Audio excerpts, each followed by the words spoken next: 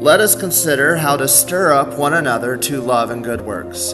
This is the calling of every believer and the heartbeat of this podcast. You're listening to Let Us Consider, where we turn to the Bible, theology, and the life of the church to strengthen our faith and encourage one another in Christ.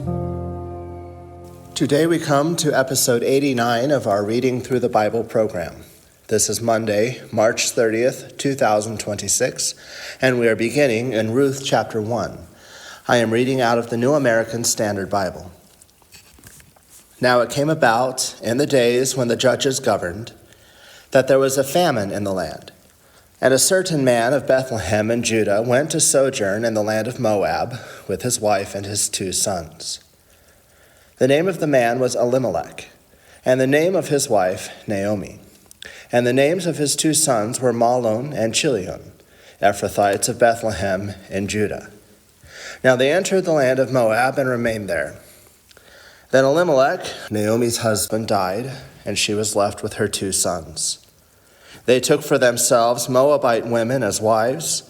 The name of the one was Orpah, and the name of the other Ruth. And they lived there about 10 years. Then both Mahlon and Chilion died, and the woman was bereft of her 2 children and her husband. Then she arose with her daughters-in-law that she might return from the land of Moab, for she had heard in the land of Moab that the Lord had visited his people in giving them food. So she departed from the place where she was, and her 2 daughters-in-law with her, and they went on the way to return to the land of Judah. And Naomi said to her 2 daughters-in-law, "Go, return each of you to her mother's house. May the Lord deal kindly with you, as you have dealt kindly with the dead and with me. May the Lord grant that you may find rest, each in the house of her husband." Then she kissed them, and they lifted up their voices and wept. And they said to her, "No, but we will surely return with you to your people." But Naomi said, "Return, my daughters. Why should you go with me? Have I yet sons in my womb that they may be your husbands? Return, my daughters. Go, for I am too old to have a husband. If I said I have hope, if I should even have a husband tonight and also bear sons, would you therefore wait until they were grown? Would you therefore refrain from marrying? No, my daughters, for it is harder for me than for you, for the hand of the Lord has gone forth against me." And they lifted up their voices and wept again. And Orpah kissed her mother-in-law, but Ruth clung to her. Then she said, "Behold, your sister-in-law has gone back to her people and her gods. Return after your sister-in-law." But Ruth said, "Do not urge me to leave you or to turn back from following you. For where you go, I will go, and where you lodge, I will lodge. Your people shall be my people, and your God, my God. Where you die, I will die, and there I will be buried. Thus may the Lord do to me, and worse, if anything but death parts you and me." When she saw that she was determined to go with her, she said no more to her. So they both went until they came to Bethlehem. And when they had come to Bethlehem, all the city was stirred because of them. And the women said, "Is this Naomi?" She said to them, "Do not call me Naomi. Call me Mara, for the Almighty has dealt very bitterly with me. I went out full, but the Lord has brought me back empty. Why do you call me Naomi, since the Lord has witnessed against me and the Almighty has afflicted me?" So Naomi returned, and with her Ruth the Moabitess, her daughter-in-law, who returned from the land of Moab. And they came to Bethlehem at the beginning of barley harvest. Now Naomi had a kinsman of her husband, a man of great wealth, of the family of Elimelech, whose name was Boaz. And Ruth the Moabitess said to Naomi, "Please let me go to the field and glean among the ears of grain after one in whose sight I may find favor." And she said to her, "Go, my daughter." So she departed and went and gleaned in the field after the reapers. And she happened to come to the portion of the field belonging to Boaz, who was of the family of Elimelech. Now behold, Boaz came from Bethlehem and said to the reapers, "May the Lord be with you." And they said to him, "May the Lord bless you." Then Boaz said to his servant who was in charge of the reapers, "Whose young woman is this?" The servant in charge of the reapers replied, "She is the young Moabite woman who returned with Naomi from the land of Moab." And she said, "Please let me glean and gather after the reapers among the sheaves." Thus she came and has remained from the morning until now. She has been sitting in the house for a little while. Then Boaz said to Ruth, "Listen carefully, my daughter. Do not go to glean in another field. Furthermore, do not go on from this one, but stay here with my maids. Let your eyes be on the field which they reap, and go after them. Indeed, I have commanded the servants not to touch you. When you are thirsty, go to the water jars and drink from what the servants drew." Then she fell on her face, bowing to the ground, and said to him, "Why have I found favor in your sight, that you should take notice of me, since I am a foreigner?" Boaz replied to her, "All that you have done for your mother-in-law after the death of your husband has been fully reported to me, and how you left your father and your mother and the land of your birth and came to a people that you did not previously know. May the Lord reward your work, and your wages be full from the Lord, the God of Israel, under whose wings you have come to seek refuge." Then she said, "I have found favor in your sight, my Lord, for you have comforted me, and indeed have spoken kindly to your maidservant, though I am not like one of your maidservants." At mealtime, Boaz said to her, "Come here, that you may eat of the bread and dip your piece of bread in the vinegar." So she sat beside the reapers, and he served her roasted grain, and she ate and was satisfied, and had some left. When she rose to glean, Boaz commanded his servants, saying, "Let her glean even among the sheaves, and do not insult her. Also you shall purposely pull out for her some grain from the bundles, and leave it that she may glean, and do not rebuke her." So she gleaned in the field until evening. Then she beat out what she had gleaned, and it was about an ephah of barley.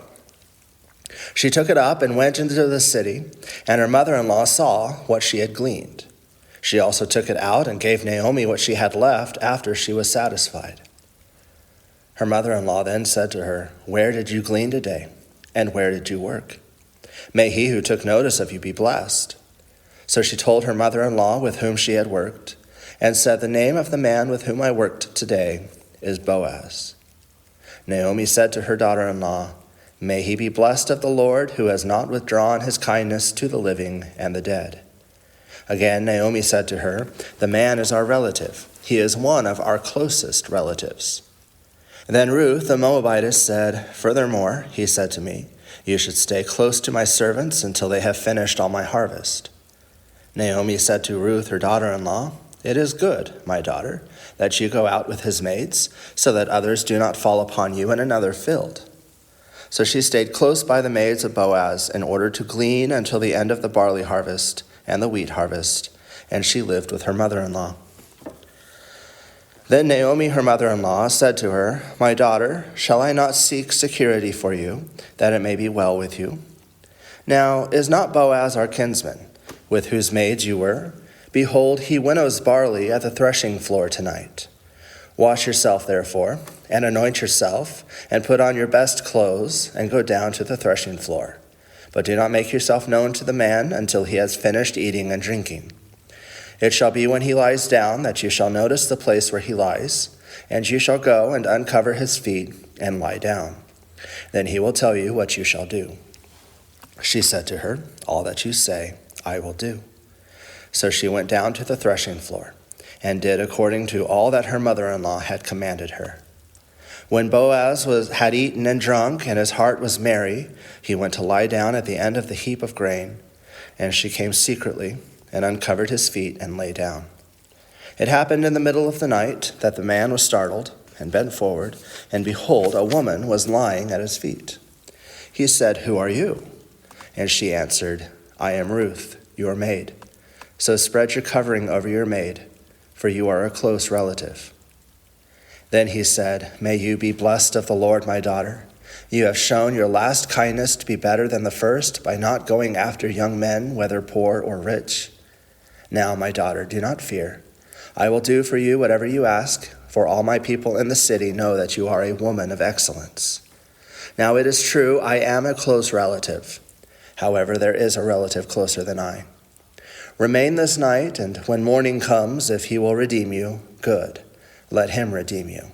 But if he does not wish to redeem you, then I will redeem you, as the Lord lives. Lie down until morning." So she lay at his feet until morning, and rose before one could recognize another. And he said, "Let it not be known that the woman came to the threshing floor." Again he said, "Give me the cloak that is on you, and hold it." So she held it, and he measured 6 measures of barley, and laid it on her.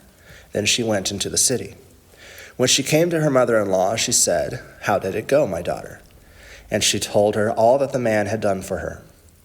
She said, "These 6 measures of barley he gave to me, for he said, 'Do not go to your mother-in-law empty-handed.'" Then she said, "Wait, my daughter, until you know how the matter turns out, for the man will not rest until he has settled it today." Now Boaz went up to the gate and sat down there, and behold, the close relative of whom Boaz spoke was passing by. So he said, "Turn aside, friend, sit down here." And he turned aside and sat down. He took 10 men of the elders of the city and said, "Sit down here." So they sat down. Then he said to the closest relative, "Naomi, who has come back from the land of Moab, has to sell the piece of land which belonged to our brother Elimelech. So I thought to inform you, saying, buy it before those who are sitting here, and before the elders of my people. If you will redeem it, redeem it. But if not, tell me, that I may know, for there is no one but you to redeem it, and I am after you." And he said, "I will redeem it." Then Boaz said, "On the day you buy the field from the hand of Naomi, you must also acquire Ruth the Moabitess, the widow of the deceased, in order to raise up the name of the deceased on his inheritance." The closest relative said, "I cannot redeem it for myself, because I would jeopardize my own inheritance. Redeem it for yourself. You may have my right of redemption, for I cannot redeem it." Now this was the custom in former times in Israel concerning the redemption and the exchange of land to confirm any matter.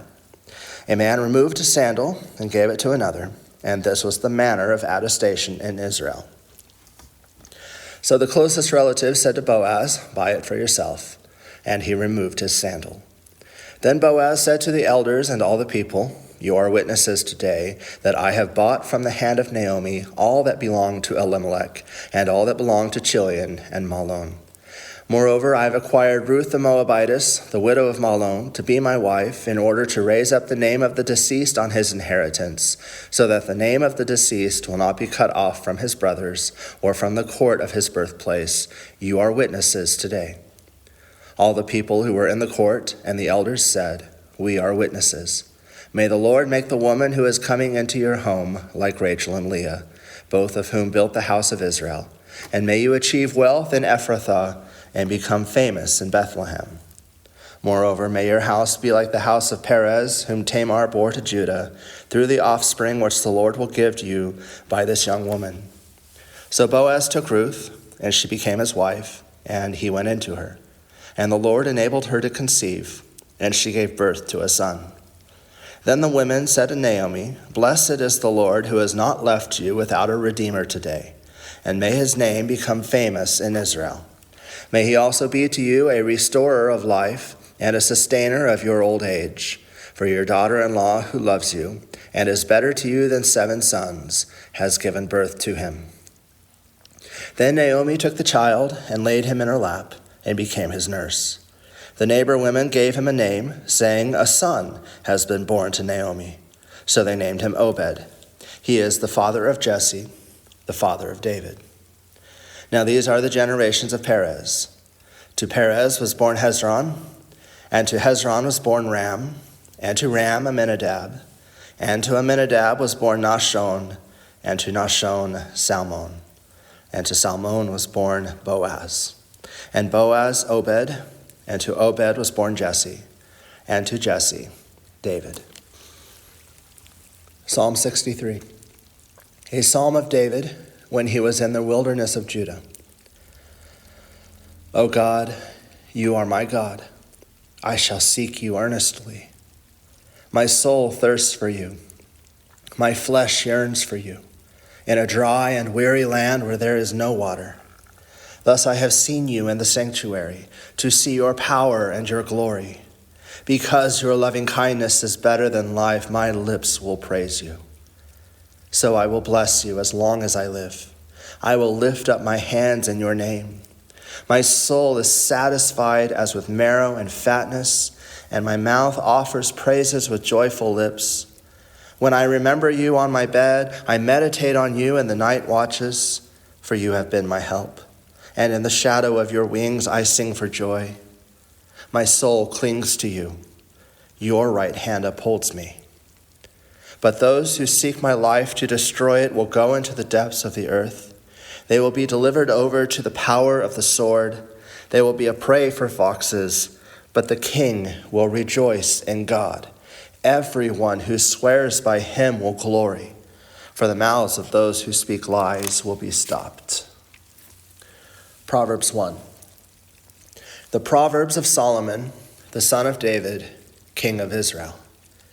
To know wisdom and instruction, to discern the sayings of understanding, to receive instruction in wise behavior, righteousness, justice, and equity, to give prudence to the naive, to the youth knowledge and discretion.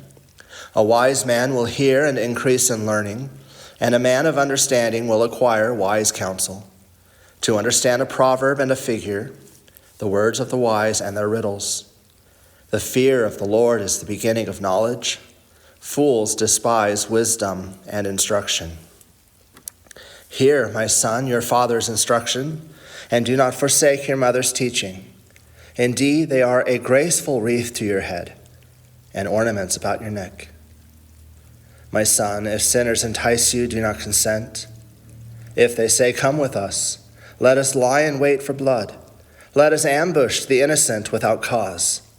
Let us swallow them alive like Sheol, even whole as those who go down to the pit.